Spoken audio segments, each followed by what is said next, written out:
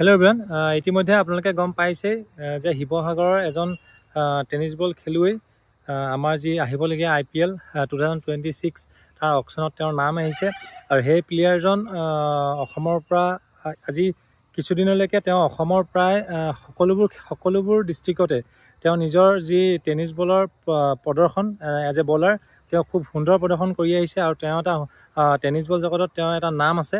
তো গতিকে আমি আশা কৰোঁ যে আহিবলগীয়া যি অকশ্যন আৰু এই অকশ্যন যি অকশ্যন হ'ব IPL 2026ৰ সেই অকশ্যন হ'ব অহা 16 তাৰিখে আবুধাবিত। তো তেওঁৰ নামো তাত শ্বৰ্ট লিষ্টত আছে আৰু তেওঁ আমাৰ অসমৰ প্ৰায় সকলো মানুহে তেওঁক চিনি পায় as a tennis bowler, as a ভাল বলাৰ বুলি তেওঁক চিনি পায়।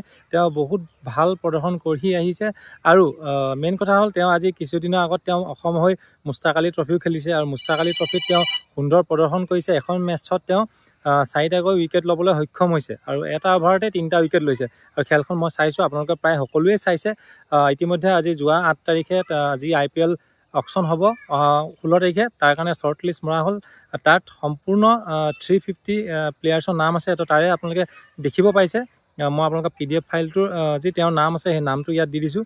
আপোনালোকে দেখিব পাইছে 303 নম্বৰত তেওঁৰ নামটো আছে ছাদেক হুছেইন আৰু তেওঁৰ ঘৰ হৈছে আমাৰ শিৱসাগৰত।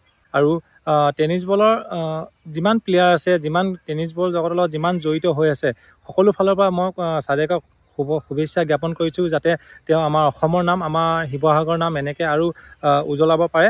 টেনিছ বল জগতৰ পৰা এতিয়া যি IPLৰ অকশ্যনত যি নাম আহিছে, এই যি ৰাস্তা, এই ৰাস্তাটো ইমান ইজি নাছিলে তেওঁৰ কাৰণে। বহুত ঘাত প্ৰতিঘাত তেওঁ ফেচ কৰি আজি এইটো পৰ্যায়লৈ পাইছে। তো তেওঁ কিমান কষ্ট কৰিছিলে, কি কৰি এই পৰ্যায়লৈ এতিয়া পাইছে, সেই সকলোবোৰ কথা আমি তেওঁৰ পৰা জানিম আজি 2 এদিনৰ ভিতৰতে। আৰু তেওঁক দেখিয়ে আজি বহুতো হয়তো তেওঁ এতিয়া আমাৰ সকলোৰে কাৰণে এটা ইনস্পিৰেশ্যন হৈ গ'ল যে তেওঁক দেখিয়ে আমাৰ এতিয়া টেনিছ বল খেলুৱৈ বা অন্য ডিউজ বল খেলুৱৈ বহুতে তেওঁক দেখি এতিয়া এটা উৎসাহ পাইছে যে অসমৰ পৰা আৰু বহুতো প্লেয়াৰ IPLৰ নাম আহিব পাৰে যদি তেওঁ ভাল খেলে বা তেওঁৰ প্ৰতিভা আছে। তো গতিকে এইটো এটা খুবেই ভাল খবৰ আমাৰ অসমবাসীৰ বাবে, আমাৰ শিৱসাগৰবাসীৰ বাবে। তো গতিকে আপোনালোকে যোনে যোনে ক্ৰিকেট খেলি আছে, টেনিছ বল খেলিছে বা ডিউজ বল খেলিছে, সকলোৱে নিজৰ কাম কৰি যাওক, এদিন না এদিন আপোনালোকে ছাকচেছ হ'বই। আপোনালোকে যিমান পাৰে ভিডিঅ'টো শ্বেয়াৰ কৰি দিয়ক আৰু সকলোৱে কমেণ্টত তেওঁক অভিনন্দন জনাই দিবলৈ নাপাহৰিব। ধন্যবাদ।